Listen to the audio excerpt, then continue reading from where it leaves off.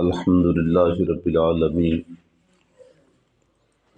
والعاقبة للمتقين والصلاة والسلام على أشرف الأنبياء والمرسلين أما بعد فأعوذ بالله من الشيطان الرجيم بسم الله الرحمن الرحيم وَلَقَدْ أَنزَلْنَا إِلَيْكَ آيَاتٍ بَيِّنَاتٍ وَمَا يَكْفُرُ بِهَا إِلَّا الْفَاسِقُونَ أَوَكُلَّمَا عَاهَدُوا عَهْدًا نَبَذَهُ فَرِيقٌ مِّنْهُمْ بَلْ أَكْثَرُهُمْ لَا يُؤْمِنُونَ وَلَمَّا جَاءَهُمْ رَسُولٌ مِّنْ عِندِ اللَّهِ مُصَدِّقٌ لِمَا مَعَهُمْ نبذ فریق من الذین اوتوا الکتاب کتاب اللہ وراء ظہورہم کأنہم لا یعلمون آمنت باللہ صدق اللہ العظیم۔ پڑھیے الصلاۃ والسلام علیک یا سیدی یا رسول اللہ وعلی آلک واصحابک یا حبیب اللہ، الصلاۃ والسلام علیک یا سید المرسلین وعلی آلک واصحابک یا رحمۃ للعالمین صلی اللہ علیہ وسلم۔ سورۃ البقرہ شریف اور اس کی آیت نمبر 99 سے 101 101 تک، پہلا سپارہ اور اس کا رکوع نمبر 12۔ اس سے گزشتہ آیت میں اہل یہود کے ساتھ جو بات ہوئی کہ جب انہوں نے آ کے حضور علیہ الصلوۃ والتسلیم سے سوالات کیے، اور ان سوالات میں ایک سوال جبریل امین کے حوالے سے تھا کہ آپ کا دوست کون ہے فرشتوں میں سے، تو جب حضور علیہ الصلوۃ والتسلیم نے فرمایا کہ میرا دوست جبریل ہے، تو اس کے اوپر انہوں نے اعتراض کیا کہ وہ آپ کا دوست ہے تو ہمارا دشمن ہے۔ تو اس کے جواب میں پھر اللہ نے یہ آیات کا نزول کیا کہ قُلْ مَنْ كَانَ عَدُوًّا لِجِبْرِيلَ فَإِنَّهُ نَزَّلَهُ عَلَىٰ قَلْبِكَ بِإِذْنِ اللَّهِ مُصَدِّقًا لِمَا بَيْنَ يَدَيْهِ وَهُدًى وَبُشْرَىٰ لِلْمُؤْمِنِينَ۔ آگے فرمایا مَنْ كَانَ عَدُوًّا لِلَّهِ وَمَلَائِكَتِهِ وَرُسُلِهِ وَجِبْرِيلَ وَمِيكَالَ فَإِنَّ اللَّهَ عَدُوٌّ لِلْكَافِرِينَ۔ جو جبریل کا دشمن بنے گا پھر بات جبریل تک نہیں ٹھہرے گی، وہ اللہ کا بھی دشمن ہے، اور اللہ بھی پھر ان کے ساتھ دشمنی کا اعلان کرتا ہے۔ آج کی آیات بینات میں بات اس سے آگے کی ہے کہ جبریل کا تو ایک بہانہ تھا، لیکن انہوں نے یہ اعتراض حضور علیہ الصلوۃ والتسلیم کی ذات بابرکات پر بھی کیے۔ یہودیوں کے اندر ایک شخص تھا ابن سوریہ، اور یہ بھی یہودی عالموں میں سے، ان کے رہنماؤں میں سے ایک تھا۔ ان کے ساتھ گفتگو ہوئی حضرت معاذ بن جبل کی۔ آپ جانتے ہیں کہ پیچھے ہم پڑھ کے آئے کہ حضرت معاذ بن جبل وہ ہیں جو پہلے اسلام لانے سے قبل وہ ان میں تھے، مشرکین میں، بت پرستوں میں تھے۔ تو انہوں نے آ کے ابن سوریہ سے بات کی کہ آپ ہی لوگ تو ہمیں بتایا کرتے تھے کہ آخری نبی کی یہ صفتیں ہیں، آخری نبی کی یہ شانیں ہیں، آخری نبی کے یہ کمالات ہیں، یہ فضیلتیں ہیں۔ تو جب وہ نبی آیا تو ہم نے تو پہچان لیا، تمہیں پہچان کیوں نہیں آئی، تم ایمان کیوں نہیں لائے؟ تو وہ اپنی بات کو بدل گیا، اس نے کہا جی نہیں، جو صفتیں ہم کہتے تھے وہ ان میں نہیں ہیں، معاذ اللہ، جو صفات جو کمالات ہم کہتے تھے وہ ان میں نہیں ہیں، اگر وہ ہوتے تو ہم بھی ایمان لاتے، اصل میں اندرون خانہ بات یہ تھی کہ پھر ان کی اپنی وہ نہیں رہتی تھی، وہ ان کی شان و شوکت، جو اس طرح کا جو ان کا ایک ماحول تھا، اور وہ سمجھتے تھے کہ اگر اب ہم سیدھی بات کر دیں گے، سچی بات کر دیں گے، تو یہ سارے لوگ اٹھ کے ادھر چلے جائیں گے، پھر ہماری آہو بھگت کرنے والا کون رہے گا؟ تو اس طرح انہوں نے اپنی بات کو بدل ڈالا کہ نہیں جی ایسی بات ہے ہی نہیں، جو ہم کہتے تھے وہ ان میں نہیں ہے۔ تو اللہ رب العزت نے اس وقت پھر یہ آیات اتاری، اور اس سے اگلی آیت کا بھی اسی کے ساتھ ملتا جلتا ایک شان نزول ہے کہ ایک شخص سے حضور علیہ الصلوۃ والتسلیم کی براہ راست بات ہوئی، اور اس کا نام تھا مالک ابن سیف۔ اس شخص کو بھی حضور علیہ الصلوۃ والتسلیم ملے تو ان کا عہد یاد دلایا کہ تم اپنی عہد و پیمان کو یاد کرو، تمہارے نبیوں نے یہ تمہیں عہد پہنچا رکھا ہے، چونکہ ہر نبی رب کی بارگاہ میں ایک عہد کر کے آیا تھا، اور وہ کون سا تھا؟ وَإِذْ أَخَذَ اللَّهُ مِيثَاقَ النَّبِيِّينَ لَمَا آتَيْتُكُم مِّن كِتَابٍ ثُمَّ جَاءَكُمْ رَسُولٌ مُصَدِّقٌ لِّمَا مَعَكُمْ لَتُؤْمِنُنَّ بِهِ وَلَتَنصُرُنَّهُ۔ ہر نبی نے رب کی بارگاہ میں یہ عہد کر رکھا تھا، اللہ نے ان سے عہد لیا تھا، اور ہر نبی نے وہ آگے آ کے اپنی امت تک پہنچایا کہ رب سے ہمارا عہد یہ ہے کہ جب وہ رسول آ گیا، جب وہ آخری نبی آ گیا، تو پھر لَتُؤْمِنُنَّ بِهِ وَلَتَنصُرُنَّهُ، ضرور ان پر ایمان لے کے آنا ہے اور ان کا مددگار ساتھی بن جانا ہے۔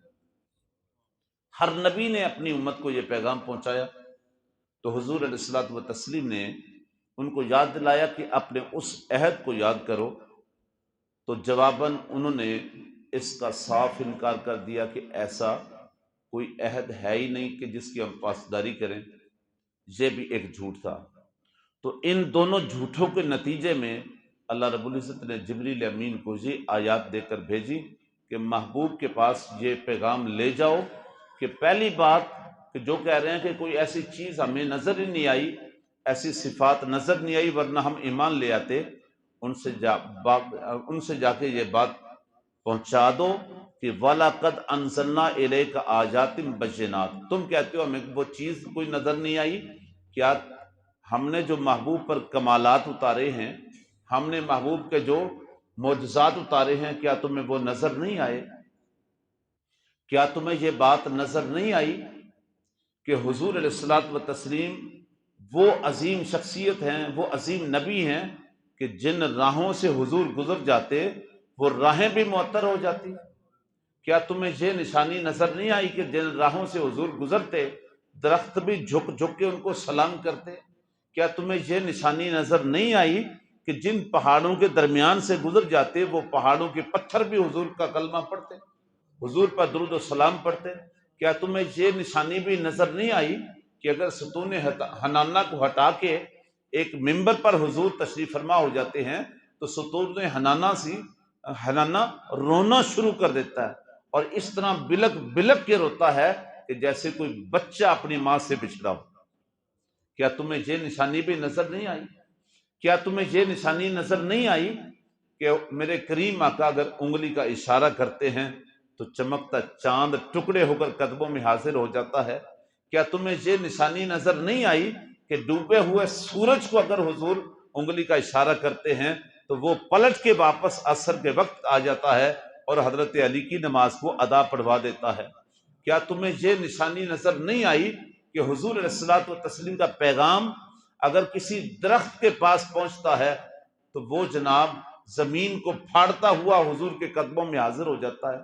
کیا تمہیں یہ نشانی نظر نہیں آئی کہ اگر ایک پیالہ پانی کا باقی رہ گیا ہے اور قافلہ 1500 کا ہے تو میرے حضور اپنے ہاتھ کی انگلیوں کو اس میں رکھ دیتے ہیں، چشمے جاری ہو جاتے ہیں، اور پھر 1500 لوگ اس میں سے پانی جی بھر کے پی لیتے ہیں، پیالہ پھر بھرے کا بھرا رہ جاتا ہے۔ تو کتنے کمالات تھے، کیا یہ سب کچھ نظر نہیں آیا؟ پھر انسان تو انسان اور چیزیں دیکھیں، اگر ایک اونٹ رسی تڑوا کے بھاگتا ہوا حضور کے پاس آ جاتا ہے اور حضور کے کانوں کے پاس آ کے اپنی آواز میں اپنی موج میں باتیں کرنا شروع کر دیتا ہے، اور حضور اس کے ساتھ بات اس طرح کر رہے ہیں جیسے ایک شخص دوسرے سے بات کر رہا ہو اور وہ جواباً اچھا، ہاں جی، ہاں جی، تو پھر اور بات، اس طرح گفتگو کا انداز اپنا رہے ہیں۔ اور پھر مزے کی بات ہے، جب وہ اپنی بات کر لیتا ہے تو حضور کہتے ہیں جاؤ اس کے مالک کو بلا کے لاؤ۔ اس کے مالک کو بلایا گیا تو کہا یہ اونٹ نے تیری شکایت کی ہے، یہ اونٹ نے شکایت لے کر آ گیا ہے۔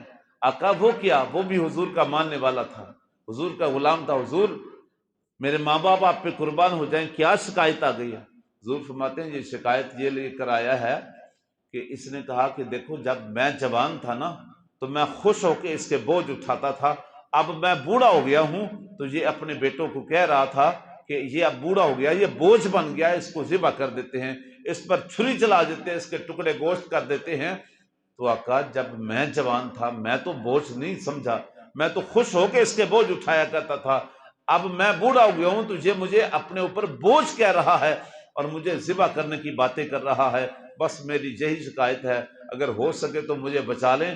میرے کریم آقا فرماتے ہیں دیکھ بھائی، جس طرح اس نے خوش ہو کے تیرے بوجھ اٹھایا ہے نا، تو بھی بوجھ نہ سمجھ، اس کو خوش ہو کے اس کی خدمت کیا کر۔ اس نے کہا حضور میرے ماں باپ آپ پہ قربان ہو جائیں، جو آپ کا حکم سر آنکھوں پہ، اب میں اس کو ذبح کرنے کی بات نہیں کروں گا، جب تک اس کی زندگی ہے، جب تک میری زندگی ہے میں خوش ہو کے اس کی خدمت کروں گا۔ اب جب وہ واپس پلٹا نا تو تھوڑی دور جا کے پھر دوڑ کے واپس آ گیا، حضور کے کان سے آ کے پھر کوئی بات کہی۔ اب مالک کو پھر فکر ہو گئی شاید کوئی شکایت رہ گئی تھی، وہ لگانے پھر آ گیا ہے، تو وہ آ کے عرض کرتا ہے حضور اب اس نے کیا کہا ہے؟ تو حضور فرماتے ہیں اب اس نے ایک دعا کی ہے کہ میرے اللہ، جیسے آپ نے مجھے آج چھری سے بچایا ہے نا، کل قیامت کے دن پل صراط سے اللہ آپ کی امت کو بچائے، آگ سے بچائے، کل جہنم سے بچائے۔ یہ ایک دعا کر کے گیا ہے، حضور آپ نے مجھ پہ کرم کیا ہے، کل قیامت کے دن رب آپ کی امت پہ کرم فرمائے۔ تو اس نے اب شکایت نہیں کی، کیا یہ نشانیاں ان کو نظر نہیں آئیں؟ اگر ایک جنگل سے حضور، ایک پہاڑی کے سلسلے سے حضور گزرتے ہیں تو ایک بندی ہوئی شکاری کے شکار میں آئی ہوئی اگر ایک ہرنی فریاد کرتی ہے کہ میں نے بچوں کو دودھ پلانا ہے، شکاری نے مجھے پکڑ رکھا ہے، میں جال میں پھنس گئی ہوں، اگر آپ کرم فرمائیں تو مجھے اتنا ٹائم دے دیں، میں جا کے بچوں کو دودھ پلا کے آ جاؤں۔ اللہ اکبر۔ جب شکاری پلٹ کے واپس آتا ہے، ہرنی چلی گئی ہے اور حضور وہاں پہ اپنا پاؤں رکھ کے کھڑے ہیں۔ اس نے کہا حضور یہ کیا؟ کوئی جانور نکلا ہوا بھی واپس پلٹ کے آتا ہے، لیکن پھر وہی ہوا، کچھ دیر بعد وہ بچوں کو دودھ پلا کے واپس آ جاتی ہے۔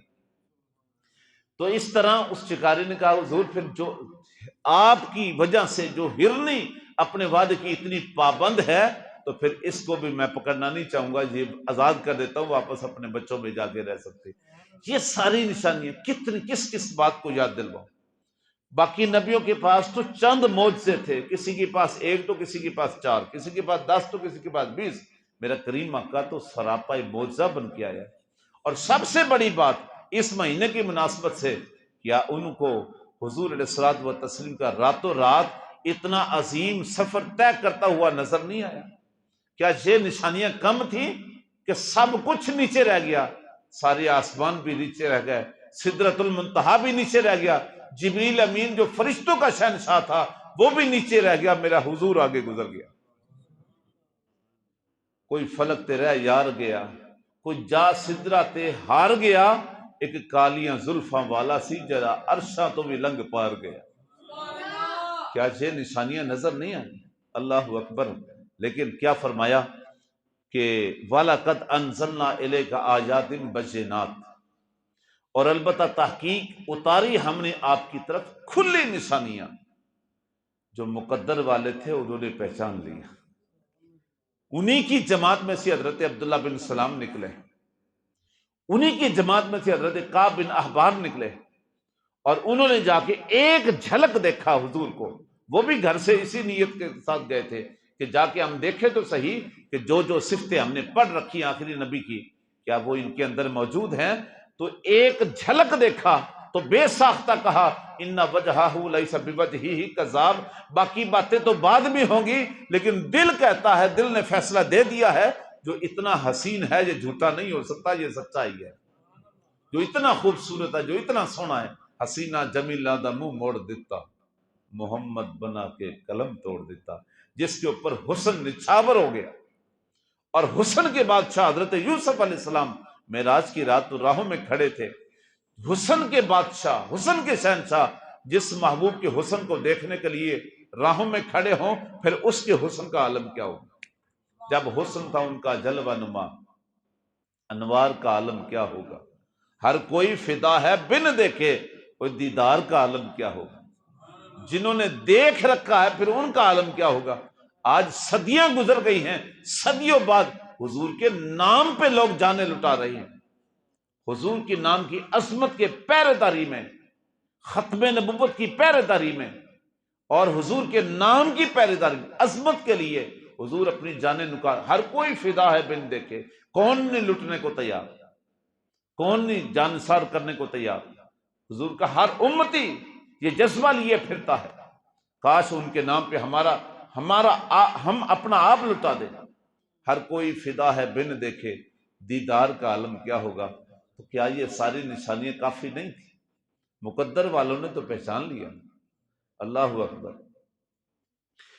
تو فرمایا وَلَقَدْ أَنزَلْنَا إِلَيْكَ آيَاتٍ بَيِّنَاتٍ، اور البتہ تحقیق اتاری ہم نے آپ کی طرف کھلی نشانیاں، وَمَا يَكْفُرُ بِهَا إِلَّا الْفَاسِقُونَ، اور ان کا انکار کوئی دوسرا نہیں کر سکتا، فاسق ہی کر سکتا ہے۔ جو فسق کہتے ہیں نکل جانا، جو اخلاقیات سے نکل جائے، جو اصول و ضوابط سے نکل جائے، جو کسی بات کو سمجھے ہی نہ، اتنا لاشعور ہو جائے، بے سمجھ، جاہل اجل قسم کا۔ دیکھیں نا، اہل یہود کے اندر 4 طبقے بنے نا، 4 ان کے فرقے بنے۔ ایک وہ تھا کہ جنہوں نے حضور علیہ الصلوۃ والتسلیم کو دیکھا اور دیکھتے ہی پہچان لیا، کلمہ پڑھ لیا۔ ایک وہ طبقہ تھا کہ جنہوں نے پہچان تو لیا لیکن دانستہ کھلی اعلانیہ دشمنی پر اتر آئے، صرف اپنا جاہ و جلال بچانے کے لیے۔ سب کچھ جانتے تھے لیکن دانستہ طور پر انہوں نے اس کا انکار کیا اور اعلانیہ دشمنی کی۔ تیسرا طبقہ وہ تھا جو بالکل جاہل رہا، جن کو یہ سمجھ ہی نہیں آ سکی، نہ وہ اپنے دین کو سمجھ سکے نہ اس کو سمجھ سکے، نہ اپنے دین کے، اپنے نبی کے فرامین کو انہوں نے اپنایا، نہ حضور علیہ الصلوۃ والتسلیم کے فرامین کو اپنایا۔ یہ جاہل طبقہ بالکل۔ چوتھا طبقہ وہ تھا کہ جو جان بوجھ کے انجان بنا، جان بوجھ کے، پہچان انہوں نے بھی لی لیکن جان بوجھ کے انجان بنا کہ کل کو ہم یہی عذر پیش کر دیں گے کہ ہمیں تو پتہ ہی نہیں چلا۔ لیکن یہ بدبخت طبقہ تھا جو جان بوجھ کے بنا، اور وہ جو اعلانیہ دشمن بنا، اور خوش قسمت تو طبقہ وہ بنا نا جنہوں نے دیکھا اور دیکھتے ہی پہچان لیا۔ صرف میں وما یکفر بہا الا الفاسقون، آپ کا انکار نہیں کیا، انکار آپ کا مگر فاسقوں نے۔ اب کلما عاہدوا عہدا نبذہ فریق منہم، جب کبھی انہوں نے عہد کیا، وہ بات عہد والی جو میں نے آپ بتائی، اب کلما عاہدوا عہدا نبذہ فریق منہم، جب کبھی انہوں نے عہد کیا تو انہوں نے اپنے عہد کو توڑ ڈالا، نبذہ اس کو پھینک دیا، فریق منہم ان میں سے ایک گروہ نے، بل اکثرہم لا یؤمنون، بلکہ ان میں سے اکثر جو تھے وہ ایمان نہیں لانے والے تھے۔ وَلَقَدْ جَاءَ وَلَمَّا جَاءَهُمْ رَسُولٌ مِّنْ عِندِ اللَّهِ، جب آیا ان کے پاس وہ عظیم رسول اللہ کی طرف سے، مُصَدِّقٌ لِّمَا مَعَهُمْ، جو تصدیق کرنے والا تھا کہ جو کچھ ان کے پاس پہلے کتابیں تھیں ان سب کی تصدیق کرنے والا تھا۔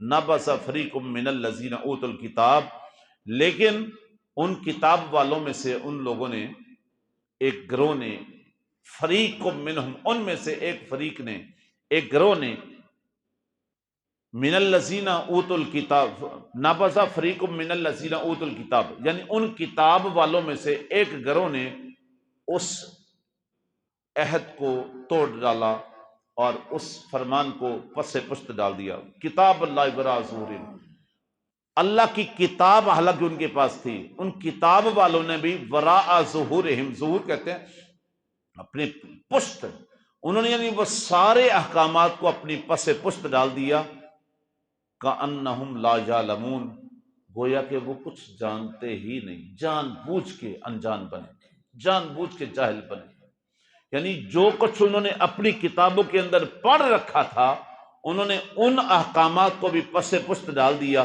اور سیدھا سیدھا حضور علیہ الصلوۃ والتسلیم کی انکاری کی اور نافرمانی کی۔ خوش بخت وہ لوگ بنے، وہ بھلے اہل یہود میں سے تھے یا اہل نصارہ میں تھے، مشرکین میں سے تھے یا کسی اور مذہب کے تھے، خوش بخت وہ لوگ بنے جنہوں نے آقا کریم علیہ الصلوۃ والتسلیم کو دیکھا اور دیکھتے ہی پہچان لیا۔ اور کیا پہچانا کہ انہوں نے حضور کا کلمہ پڑھ کے حضور کی غلامی کو قبول کر لیا۔ اللہ تعالیٰ آج کی میری اور آپ کی حاضری قبول فرمائے، آمین۔ وما علینا الا البلاغ المبین۔